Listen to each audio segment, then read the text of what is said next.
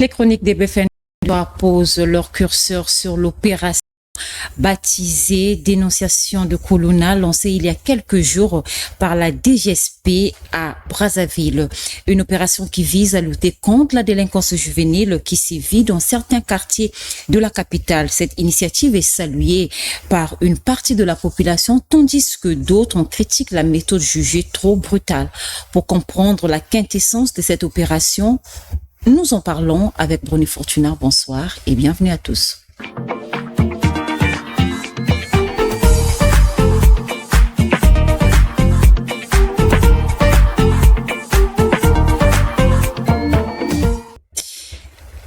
Fortuna, bonsoir. Bonsoir Gabriel. Et bienvenue sur ce plateau. Merci. Bruni, la DGSP prend les rênes de l'éradication du phénomène de Koulouna, dit bébé noir, à travers un déploiement remarquable. Qu'est-ce que cela signifie concrètement?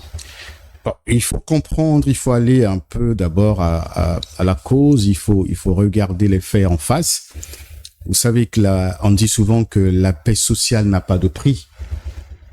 Et depuis quelques années, nous assistons à l'évolution d'un cancer urbain qui gangrène la société, d'une perturbation sociale qui réellement devient un vrai souci depuis quelques années, avec donc pour conséquence des centaines et des centaines des citoyens, des compatriotes tués aujourd'hui, qui sont innocemment tués par ce phénomène dit bébé noir ou Koulouna, ce phénomène de banditisme urbain. Aujourd'hui, il devient difficile d'aller en week-end et de pouvoir y rester quand on veut, pour rentrer à la maison quand on veut. On a même peur de nos propres quartiers. On a peur aujourd'hui de rester chez soi.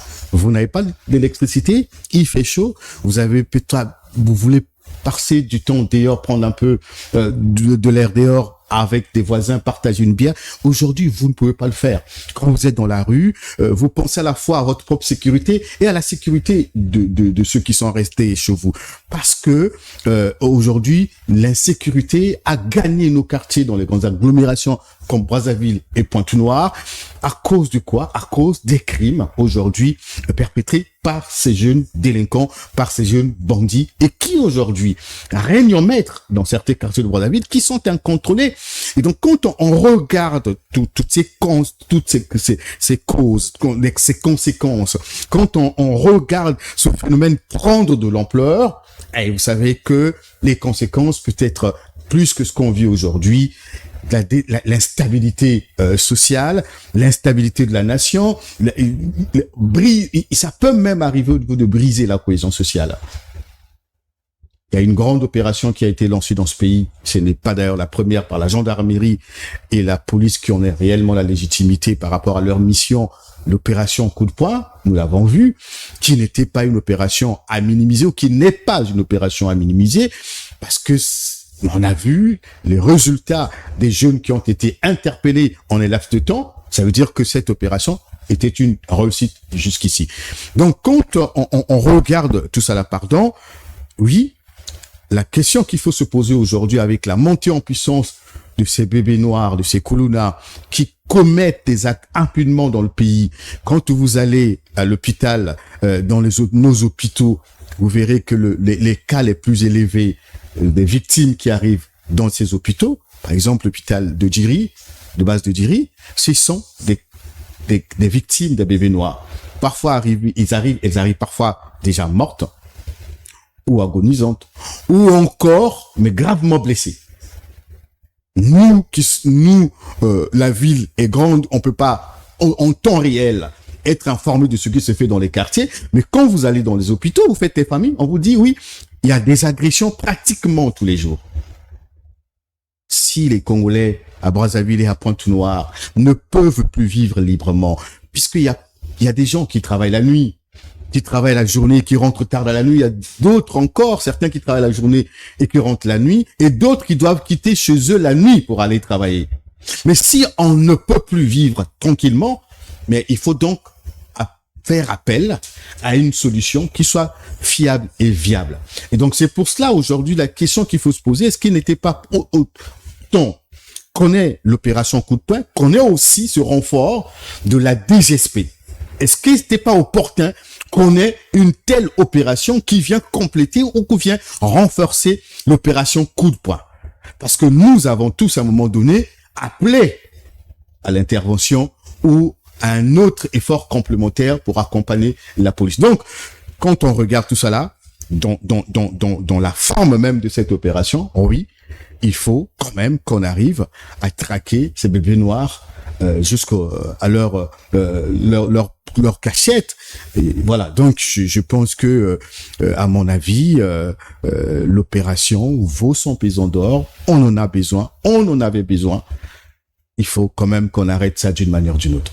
Il faut qu'on arrête d'une manière ou d'une autre. Qu'on arrête donc le banditisme urbain. Exactement, Brony, une opération appréciée par une catégorie de la population qui félicite l'initiative, mais d'autres, à côté, parlent de crimes contre l'humanité. Que répondez-vous à cette interrogation? Il y a dans ces compatriotes, oui, nous avons fait le terrain, la majorité appuie cette opération, surtout celles et ceux qui aujourd'hui sont victimes au quotidien, qui ont déjà eu des parents agressés, tués par ce Benoît pour la plupart, et ceux qui vivent au quotidien dans l'insécurité, surtout dans ces zones où ils se réfugient et tout le temps quand ils commettent ces actes. Nous avons fait la ronde de quelques quartiers de Brazzaville pour interviewer les populations. Majoritairement, elles appuient donc cette opération. Maintenant, pourquoi? Parce que je venais de le dire que tous les jours, il y a des crimes. Les gens n'en peuvent plus. Les gens n'en peuvent plus. Et les victimes sont là. Les gens vivent dans la peur au quotidien. Il faut quand même on a constaté qu'à un moment donné, la population a commencé elle-même à se faire victime. On a vu comment dans nos quartiers à Brazzaville, même à Pointe-Noire aussi, on a brûlé vif ces jeunes bandits quand on les a attrapés pendant leur forfait. Donc, on ne pouvait pas continuer à laisser la population se faire victime. Et cette population-là, qui attend depuis longtemps une politique définie, une politique efficace contre ce phénomène, ne peut qu'applaudir aujourd'hui ce qui se fait sur le terrain. Mais vous avez la méthode qui est décriée par, comme vous l'avez dit, des compatriotes qui pensent peut-être que la méthode telle qu'employée, telle que nous écoutons jusqu'ici, ne respecte pas la Constitution, puisqu'on dit dans la Constitution que la vie humaine est sacrée, qu'on peut pas la détruire. On abolit la peine de mort. Donc, tout ce qu'on entend aujourd'hui, qu'on tue à gauche et à droite, finalement, on pense que la méthode n'est pas bonne pour celles et ceux qui le déplorent aujourd'hui. Mais vous vous souvenez que les mêmes ont dit la même chose lorsqu'on a lancé l'opération coup de poing, qu'il y avait trop de dérapages, qu'il y avait beaucoup de notions qui ont été interpellées, et même on est arrivé à à dénoncer aussi, semble-t-il, des tueries sommaires, alors que personne, à cette époque, n'en avait apporté des preuves. Voilà. Donc, aujourd'hui, ceux-là qui pensent que l'opération n'est pas menée selon les règles de l'art ne respectent pas la loi, c'est de leur devoir de dénoncer cela. Mais aujourd'hui, la question qu'il faut se poser, c'est de savoir, est-ce qu'il n'est pas nécessaire aujourd'hui qu'on ait de telles opérations de grande envergure pour qu'on arrête, qu'on jugule tant soit peu, qu'on repousse soit peu, surtout couper les têtes des chefs de gang, pour quand je parle de couper, c'est pas tuer, c'est-à-dire que éteindre, voilà, ces chefs de gang, de gang. Mais vous avez aussi de la récupération politicienne dans cette affaire. J'ai écouté un homme politique qui disait le Congo est un état de droit, donc on peut pas se permettre de telles opérations. Mais quand ça les arrange, le Congo est un état de droit. Et quand ça ne les arrange pas, le Congo n'est pas un état de droit. Ce sont les mêmes qui dénoncent tout le temps que le Congo n'est pas un état de droit. Et finalement, quand il s'agit d'autres choses qui les arrangent, oh non, le Congo est un état de droit. C'est encore de leur devoir, de leur droit de prendre position, comme d'habitude, c'est leur droit, parce qu'on assiste depuis quelque temps à une opposition qui est dans un rejet systématique de ce qui se fait par le gouvernement, mais sans pourtant apporter des solutions comme on constate ailleurs, où finalement il peut y avoir des propositions, des vraies propositions pour accompagner l'action publique ou l'action du gouvernement. Malheureusement, nous sommes aujourd'hui dans cette posture de rejet systématique de tout ce qui se fait. Mais la vraie question qui se pose aujourd'hui, c'est l'intérêt même de cette mission. Dans toutes les missions, que ce soit la police, la gendarmerie et même l'armée, il y a toujours eu des dérapages. La question qu'il faut se poser, vous parlez des morts, apparemment, des tueries sommaires, quelque chose de pareil. Je ne vois pas, moi, comment est-ce que l'on peut planifier une telle opération pour aller tuer volontairement les jeunes qu'on rencontre dans la rue. Dans quel état l'on peut se permettre de poser de tels actes. Donc vous comprenez que de part et d'autre, il y a des victimes qui vivent au quotidien ces problèmes et qui en ont marre et qui ne peuvent plus et qui constatent que finalement nous tendons vers ce qu'on vit un peu à Haïti où ces jeunes, même la journée dans les quartiers, commettent des forfaits devant tout le monde. Les populations sont impuissantes de réagir parce ils sont armés avec des armes blanches et on assiste sans rien faire. Nous l'avons assisté, comment ils ont ravi et blessé une jeune dame qui sortait de l'école pour lui ravir simplement son téléphone. Mais les gens ont assisté sans agir. Pourquoi? Parce que ils sont armés, vous n'êtes pas armés. Donc aujourd'hui, il faut qu'on arrive à un niveau finalement, qu'on mesure aussi les rapports de force pour mettre face à ces jeunes les forces qu'il faut pour les neutraliser. Neutraliser, Brony, oui, c'est bien. Mais est-ce que la méthode dont les gens décrivent aujourd'hui est la plus fiable? Je disais tout à l'heure, je ne pense pas que la DGSP, vous savez, cette opération est née en réalité des plaintes des populations. Selon nos enquêtes, cette opération est née des plaintes des populations, surtout des mamans, donc des mères, qui vivent ça au quotidien, qui ont interpellé les autorités sur la montée en puissance des bébés noirs. Et sur la base de ces plaintes, la DGSP a su mener les enquêtes pour se convaincre réellement si ces plaintes étaient fondées ou pas. Et aussi d'initier ces jeunes, savoir lesquels sont les plus dangereux, parce que parmi eux, il y a certains qu'on ne peut plus récupérer d'une manière ou d'une autre. D'une fois en prison, quand ils sortent, ils redeviennent la même personne. Incarcérés, on les libère. Parfois, certains étaient à la maison d'arrêt, ont été libérés, mais redeviennent la même chose, les mêmes personnes. Et donc, vous avez des chefs de gang qui sont très dangereux. Ils ont mené cette opération. Les gens ont dit que c'est une opération de vengeance, que le DGSP, serait... Non, quand je parle du DGSP, je fais allusion au chef, en fait. Serait dans une posture de vengeance à cause de l'un de ses collaborateurs qui serait tué. Selon nos enquêtes, il n'y a jamais eu de tuerie. Il n'y a jamais eu de mort. Un officier ou encore un élément de la DGSP qui aurait été tué par un bébé noir. Plus tôt, dans la nuit du 28 au 29 septembre, il y a un caporal qui a été gravement agressé, blessé par le bébé noir vers Ngamakoso. Il a été heureusement sauvé, parti, je crois, de l'hôpital de Talangaï pour l'hôpital militaire. Il est en vie aujourd'hui, mais il était gravement blessé. Ça a coïncidé, je pense, à mon avis, à cette période, puisque c'est une opération, je vous le disais tout à l'heure, qui est partie des plaintes et d'une enquête montée étape après étape. Et l'opération a été lancée pour traquer. Maintenant, sur le terrain, je ne suis pas militaire. Je pense, à mon avis, qu'on ne peut pas planifier une opération létale, dans le sens où on prend les armes pour aller tuer tous les bébés noirs ou tous les jeunes qu'on soupçonnerait d'être dangereux. Je ne pense pas aussi que, même civil soit-il, je ne vois pas comment quelqu'un peut aller faire face aux gens qui sont armés avec des machettes et tout ce qu'il faut, sans armes. Je parle bien de l'armée. C'est-à-dire qu'on arrive, on a affaire aux enfants de cœur, donc on peut les prendre et les amener. Vous avez parmi, selon nos enquêtes, celles et ceux qui ont été exécutés jusqu'ici sont ceux qui ont résisté, mais qui ont tenté aussi de s'attaquer aux militaires et qui ont tenté aussi de s'échapper. Mais on n'a pas officiellement le chiffre ou les preuves tangibles qu'il y a des tueries sommaires où finalement, comme on entend des témoignages, on a placé les jeunes comme ça, on a commencé à buter un après un.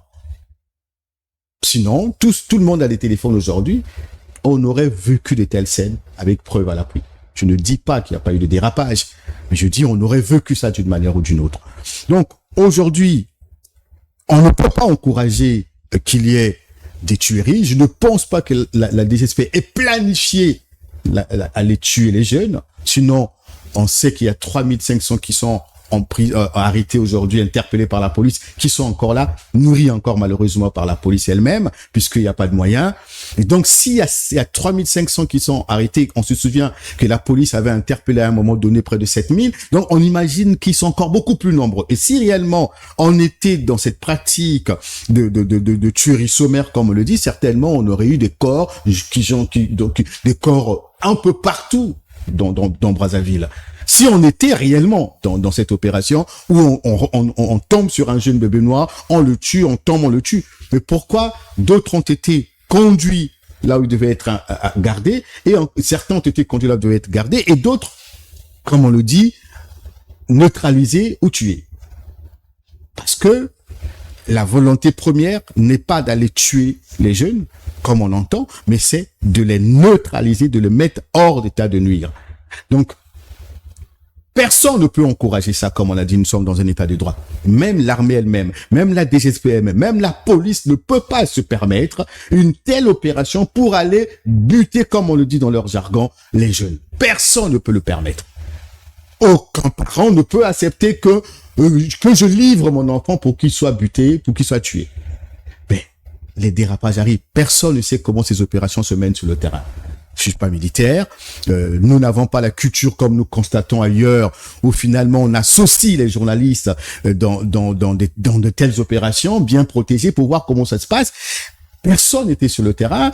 Moi, personnellement, mes enquêtes, j'ai été prendre les avis des gens, j'ai voulu comprendre la nature de cette opération, mais personne ne sait comment ça se passe.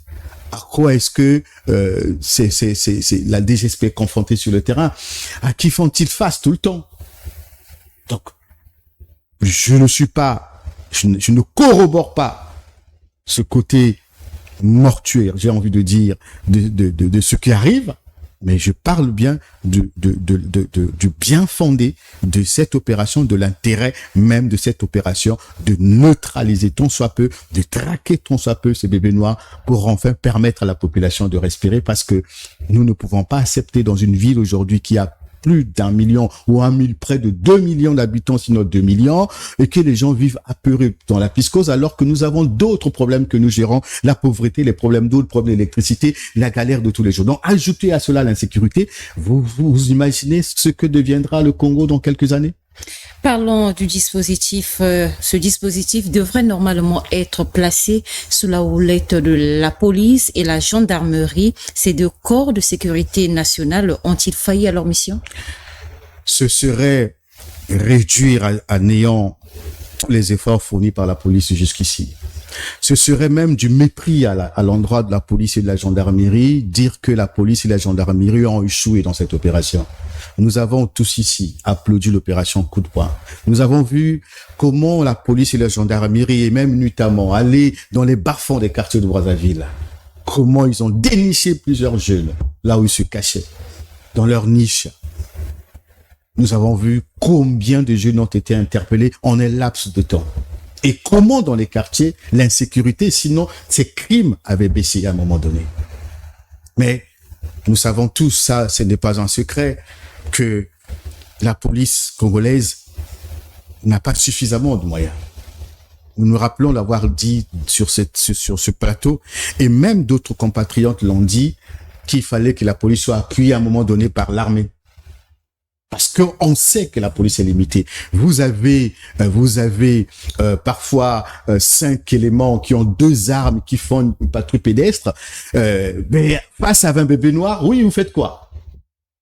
Ils n'ont pas suffisamment de véhicules. Ils n'ont pas suffisamment de véhicules. Nous le savons. L'effectif.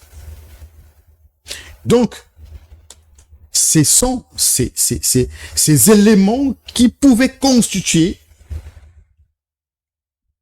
un frein, un obstacle à cette opération coup de poing, mais aussi la police n'a pas pour mission de juger. La police applique la loi, maintient de l'ordre, interpelle quand il faut et remet à la main de la justice. Mais nous avons aujourd'hui 3500 jeunes interpellés par la police et la gendarmerie qui ne savent pas, dont on ne sait pas, dont on ne connaît pas leur avenir judiciaire ou sécuritaire.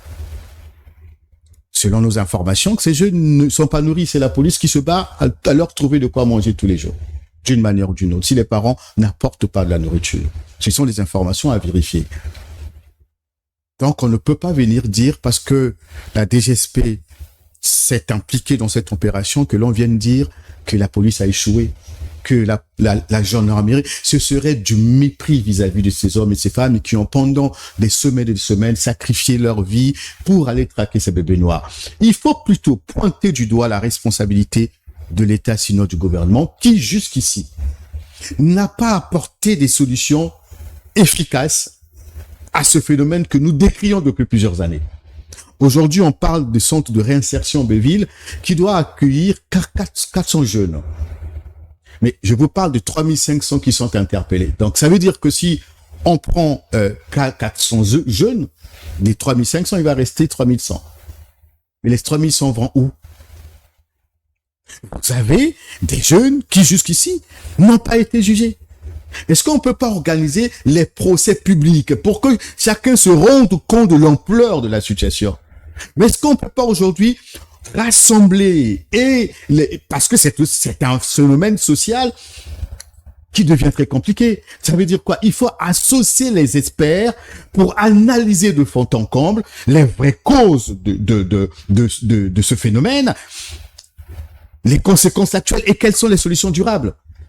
Mais le gouvernement, vous l'avez constaté, qui a mis sur le terrain la police, la gendarmerie, mais les solutions sociales et même politiques restent inexistantes jusqu'aujourd'hui. C'est donc au gouvernement qu'il faut pointer du doigt la démission et même la faillite du gouvernement dans la recherche des solutions vis-à-vis des bébés noirs, puisque le président a interpellé plus de fois le gouvernement sur cette affaire-là.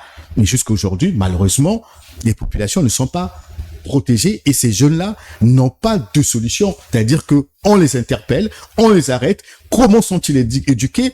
Comment sont-ils réintégrés? Qu'est-ce qu'on fait d'eux? Il y a certains qui sont rattrapables, qui vivent dans les familles pauvres. Est-ce qu'il faut les envoyer à l'école? Est-ce qu'il faut trouver les allocations familiales pour les familles qui sont pauvres? C'est des solutions qu'il faut envisager. Mais aller pointer du doigt la police qui elle-même n'a pas suffisamment de moyens et qui s'est lancée sur le terrain, la gendarmerie, il faut pas dire que parce que la DGSP s'est impliquée finalement, mais c'est vrai, quelque part, on pointe un peu du doigt, puisque nous avons nous-mêmes vu comment les chefs au niveau de la police ont interpellé certains éléments de les forces de l'ordre qui seraient en complicité avec des bébés noirs. C'est ce que l'on déplore parce que comment sont-ils interpellés? Ils passent 2-3 nuits dans un commissariat, le lendemain il est relâché. C'est vrai, bon, il n'y a pas là où les garder, mais il y avait aussi quand même une sorte de laxisme dans ce sens-là. Mais l'opération actuelle qui a lieu ne vient pas annuler les efforts de la police. Au contraire, la police et la gendarmerie, au contraire, elle vient renforcer. Et on n'a pas dit ici que l'opération coup de poing était arrêtée. C'est peut-être faute de moyens parce qu'on va continuer à interpeller. Et pour quel résultat? Voilà. Donc, l'opération coup de poing n'a jamais été arrêté comme tel pour dire bon, nous avons fait le bilan, c'est fini, on arrête. La police et la gendarmerie travaillent tous les jours, mènent les patrouilles tous les jours. Ils interpellent les bébés noirs aussi tous les jours. Donc on peut pas aujourd'hui vouloir s'aimer de l'amalgame ou se lancer dans des telles polémiques stériles et puériles pour finalement vouloir décourager ces hommes et ces femmes et qui travaillent nuit et jour. Une dernière question pour notre chronique de ce soir, Brony. Avec cette opération, peut-on espérer mettre un terme au phénomène de banditisme urbain à Brazzaville? c'est pas possible. Vous avez la démographie de Brazzaville qui grandit au jour le jour. Vous avez les problèmes de l'urbanisation anarchique, j'ai envie de dire, informelle dans Brazzaville et Pointe-Noire. Vous avez la pauvreté. Donc, rien ne nous rassure que même la DGSP, et même si on prenait l'armée, la gendarmerie, la police, ça ne peut pas définitivement résoudre ce problème tant que l'homme politique ne s'implique pas, tant que nous n'aurons pas des solutions durables apportées par l'homme politique. Mais vous le savez aussi, comme partout ailleurs, il est difficile de mettre un terme à une telle opération parce que vous aurez toujours des bandits quelque part. On constate que le Mexique, par exemple, depuis plusieurs années, lutte contre les cartels, les gangs. En Haïti, on constate la même. C'est un peu partout, même au Brésil. Mais le problème, c'est de le contenir à un niveau où les populations ne vont pas subir tous les jours ou presque des crimes ou des forfaits de ces hommes. C'est pas la solution la plus fiable, c'est que il faut lutter contre la pauvreté. Il faut ouvrir les centres de formation. Il faut lutter contre l'urbanisation qui devient anarchique aujourd'hui. Il faut maîtriser la démographie au niveau de Brazzaville et de Pointe-Noire. Et c'est donc le gouvernement doit s'impliquer. Merci Brony. C'est moi qui vous remercie. C'est tout pour ce soir avec les chroniques des BFN. Les discussions continuent sur notre page Facebook et notre chaîne YouTube. On se dit à très bientôt. Portez-vous bien.